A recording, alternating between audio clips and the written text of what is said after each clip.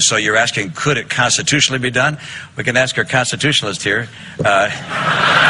Some people have said we ought to close Guantanamo. My view is we ought to double Guantanamo. I think secret military prisons, keeping people there for years and years without due process, is not a characteristic of a republic that believes in freedom. It is just not the process. It's more typical of an authoritarian government to have secret prisons. We do not need secret prisons, nor do we need the torture that goes on in these secret military prisons. I like being able to fire people who provide services to me. Absolutely. What we did in Massachusetts was right for Massachusetts. I've said that time and time again. The people of the state continue to support it by about 3 to 1. It's also designed for Massachusetts, not for the nation. And at the time our bill was passed, and that was brought forward as an issue, there were people who said, is this something you'd like to have the entire nation do? I said no. And therefore the right way to proceed is to reform health care. That we can do as we did it in Massachusetts, as Wyden Bennett is proposing doing it at the national level. We can do it for the nation. We can get everybody insured. Rick, I'm speaking. Would you please wait? Are you just going to keep talking? Yes, let me finish with what I have to say. But, no. Never vote for a debt ceiling. Please don't interrupt me. But look, I'm not going to spend my time going after Ben Bernanke.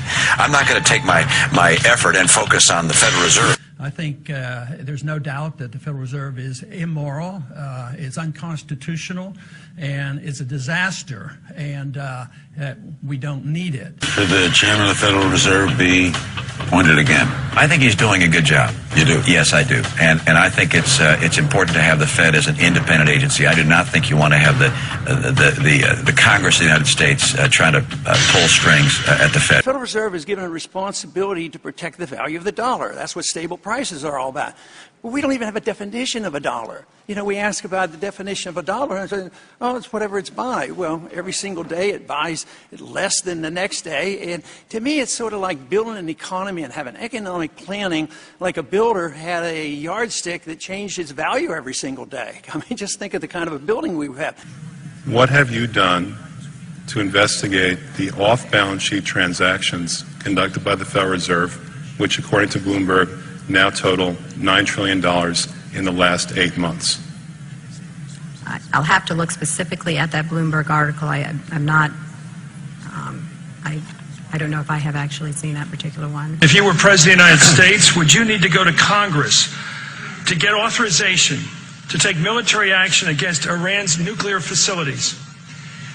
You sit down with your attorneys and tell you what you have to do, but obviously the President of the United States has to do what's in the best interest of the United States to protect us. Important. Congressman Paul, do you believe the President needs authorization from Congress to attack strategic targets in Iran, nuclear facilities? Absolutely. This idea of going and talking to attorneys totally baffles me. Why don't we just open up the Constitution and read it? You're not allowed to go to war without a declaration of war.